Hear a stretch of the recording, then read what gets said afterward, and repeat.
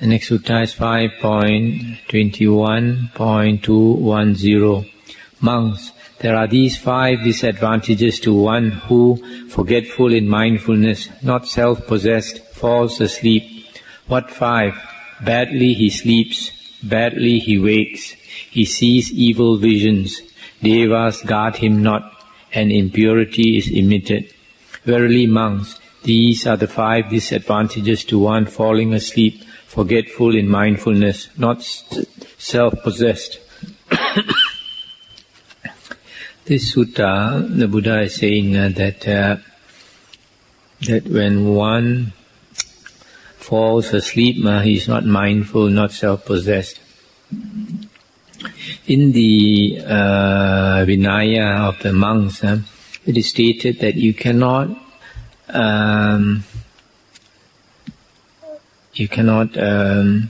say that an arahant, you cannot accuse an arahant of any offense, because an arahant is said to be mindful 24 hours a day.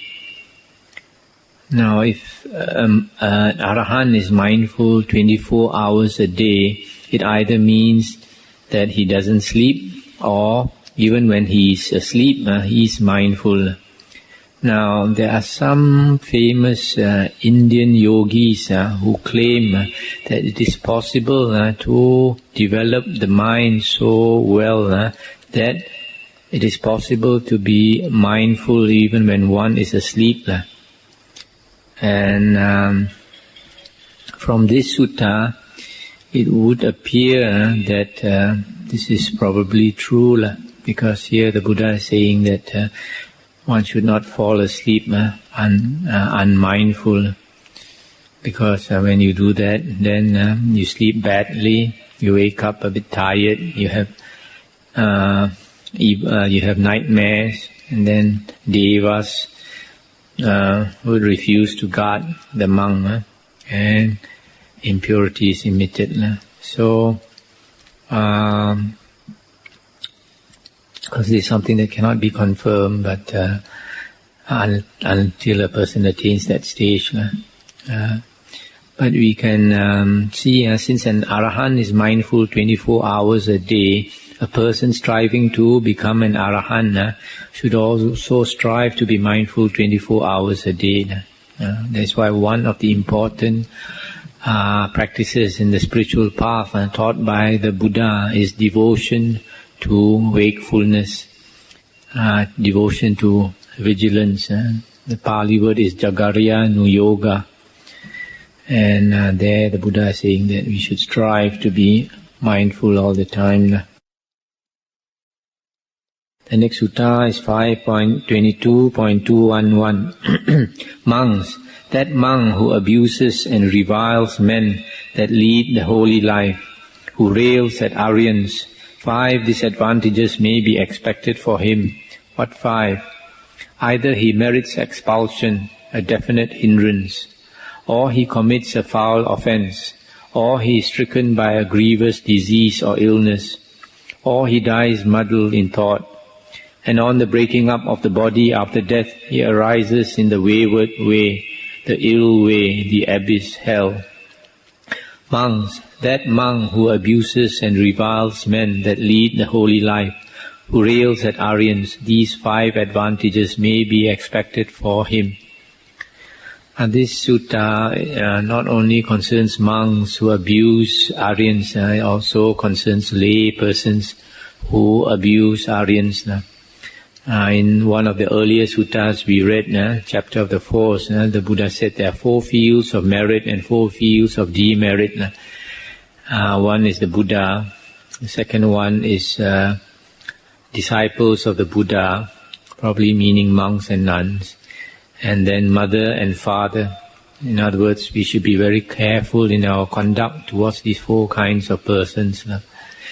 Now, it is very difficult to recognize an Arya because the Buddha said it takes a long time to know a person. So, concerning monks and nuns, we should be very careful. Be very careful not to develop hatred towards any particular monk or nun.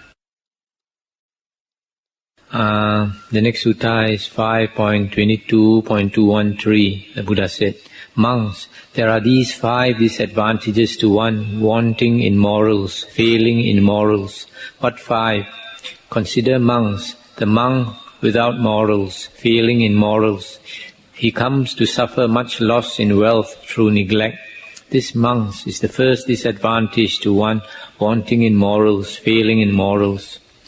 Or an evil rumor spreads about him. This is a second disadvantage.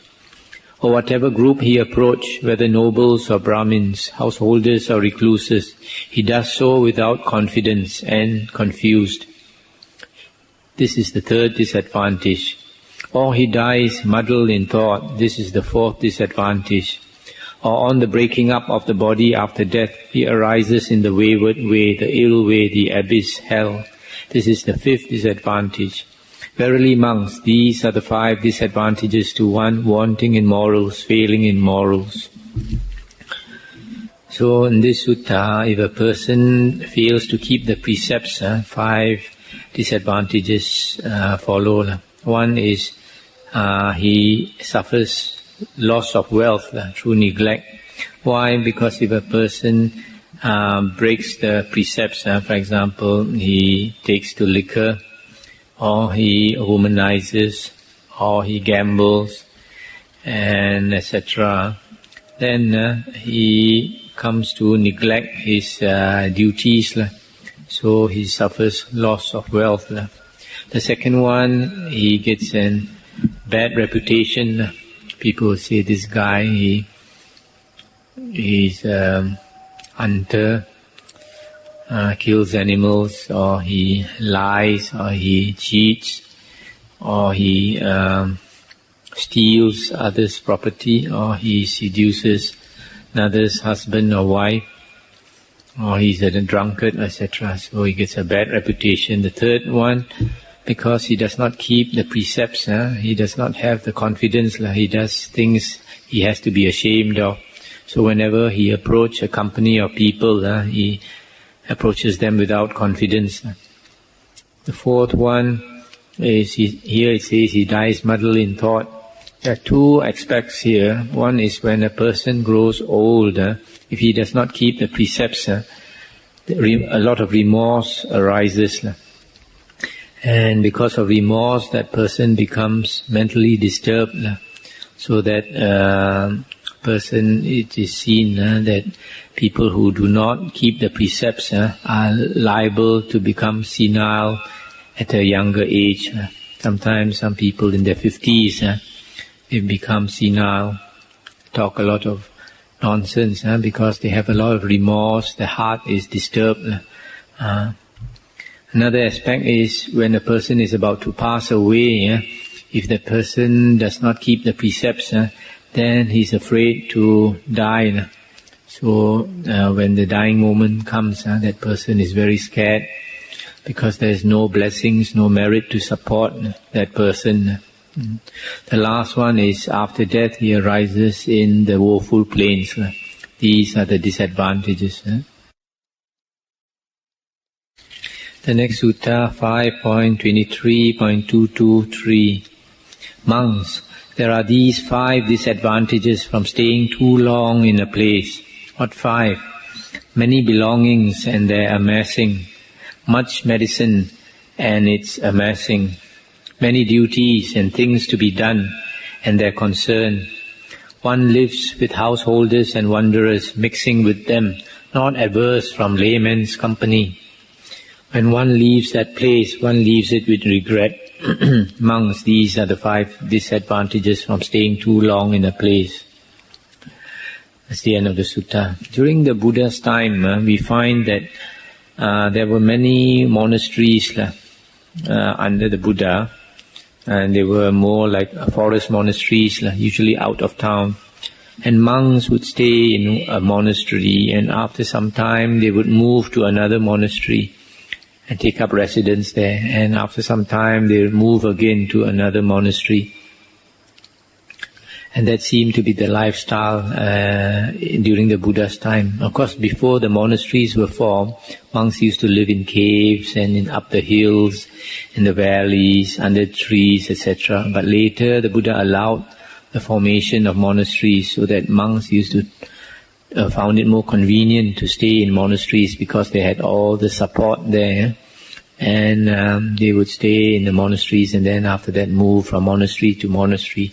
The exceptions were those monks who had duties like the abbot, the assistant abbot, sometimes the monk in charge of the store, or a monk in charge of the kutis, the huts for monks. In other words, he would be the one who would assign monks to the kutis, and other officers of the Sangha who had responsibilities. And some of these, because of their responsibilities, they did not move from monastery to monastery. And those monks who did not have responsibilities, especially the younger monks, they would move, and they were encouraged not to stay too long in a place because of these disadvantages. The next sutta is 5.23.226. Monks, there are these 5 disadvantages to a monk who visits families and lives in their company too much. What 5? He often sees women folk. From seeing them, companionship comes. From companionship, intimacy. From intimacy, amorousness. When the heart is inflamed, this may be expected. Either joyless he will live the holy life, or he will commit some foul offense, or he will give up the training and return to the lower life. Verily, monks, these are the 5 disadvantages to a monk who visits families and lives in their company too much. So this sutta is concerned with monks. And monks are not supposed to associate too much with lay people, especially those of the opposite sex. Otherwise, he will live the holy life without joy, or he will commit some foul offense, or he will return to the lay life. And also, lay people also should not try to be too close to monks, should not be too intimate with monks, because it's not good for the monk. So if lay people know these suttas, these teachings of the Buddha, then they would not associate too much with monks. The next sutta is 5.24.234. Monks, if a monk in residence follow the course of 5 things, he becomes of great service to his residence. What 5? He is virtuous. He is much learned. He repairs things broken and dilapidated. And when many monks of the Sangha have come, monks from various parts of the country, he speaks to the householders who approach, saying, "See, good sirs, many monks from various parts of the country have arrived. Do good, now's the time to make merit." And he attains to the 4 states of jhana. Verily, monks, if a monk in residence follow the course of 5 things, he becomes of great service to his residence. This sutta is about a monk who is very useful, who is a useful monk to have in a monastery, one who is virtuous, one who is much learned in the Dhamma, Vinaya, one who helps to repair the kutis, the huts, and anything broken and dilapidated, old. And also when many monks arrive, then he encourages the lay people to support them. And the last one, he can attain to the jhanas, so that he is not the one who is scatterbrained. The next sutta is 5.24.235. Monks, if a monk in residence follow the course of 5 things, he takes pity on householders. What 5? He incites them to greater virtue. He makes them live in the mirror of Dhamma. When visiting the sick, he stirs up mindfulness, saying, "Let the Venerable Ones set up mindfulness, that thing most worthwhile." When many monks of the Sangha have come, he urges the householders to do good. And when they give him food, whether mean or choice, he enjoys it and does not frustrate the gift of faith. Verily, monks, such a monk takes pity on householders. So this monk, he is very good to householders, lay people. If he incites them to practice the precepts, and then he incites them to live according to Dhamma, and when he visits the other sick monks, he encourages them to stir up mindfulness. And when many monks arrive, he encourages householders to support them. And whatever food or other requisite he receives, he enjoys it, does not frustrate the gift of faith. That means he does not either refuse to receive or waste it by throwing it away or something. The next sutta is 5.25.250. Monks, there are these 5 disadvantages of devotion to one monk. What 5? Monks, when a person becomes very devoted to a monk, and that monk falls into an error such that the Sangha suspend him, then he will think, the Sangha has suspended him who is dear and lovely to me, and he will be no more full of devotion for the monks. And from being without that devotion, he will not follow other monks. And from not following other monks, he will not hear Sat Dhamma, true Dhamma. And from not hearing Sat Dhamma, he will fall away from Sat Dhamma. This, monks, is the first disadvantage of devotion to one monk. Or that monk falls into an error such that the Sangha make him sit on the outskirts of a Sangha gathering, and the person similarly loses devotion to the Sangha. Or when a person becomes very devoted to a monk, and that monk has gone to a distant place, and he loses devotion to the Sangha. Or the monk wanders in mind, means becomes mentally disturbed. Or the monk is dead, then he will think, he is dead who was dear and lovely to me, and he will not follow other monks, and from not following other monks, he will not hear the true Dhamma, and from not hearing the true Dhamma, he will fall away from the true Dhamma. This, monks, is the 5th disadvantage of devotion to one monk. Verily, monks, these are the 5 disadvantages of devotion to one monk. That's the end of the sutta. I think you all have mentioned before, our teacher, the Buddha said, is the Dhamma Vinaya. There are some people, sometimes they hero worship a monk, and that is not good. That becomes like a personality cult. And when people become too devoted to that monk, and for some reason that monk falls, either is demoted, or he disrobes, or he passes away, or he goes mad or something, or he leaves and goes to some distant place, then those devotees would not give the same respect to other monks. I think you all remember the last few years we had some famous monk who was accused of some foul offense, and after that, because a lot of people hero worshipped him, because of that they lost faith in the Sangha, and some of them refused to come to the monastery after that. And that is from not listening to a sutta like this. That's why these suttas are very good. They teach us a lot of things.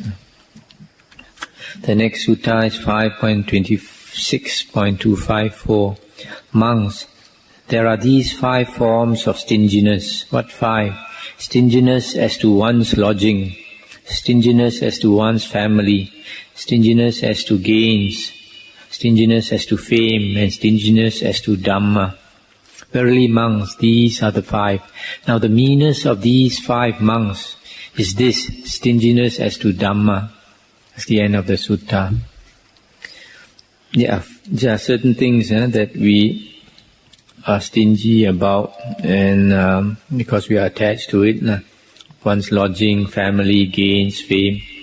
And the last one is Dhamma. The meanness is the stinginess of Dhamma, and this is because Dhamma is of the greatest value of all those things mentioned. The greatest value is the Dhamma.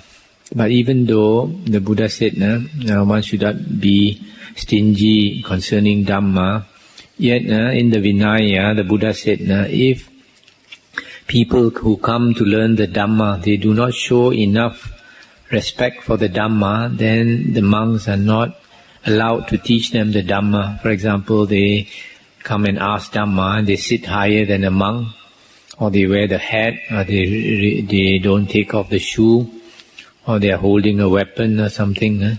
Then the monk is not allowed to teach the Dhamma to such people. And we can see also during the Buddha's time, sometimes people came to the Buddha and they did not ask for a Dhamma teaching, and so sometimes the Buddha also would not teach them. And sometimes they asked and the Buddha would just answer exactly only to the point what they asked and did not speak further. So normally the person has to be gauged whether that person has the interest to listen to the Dhamma or not.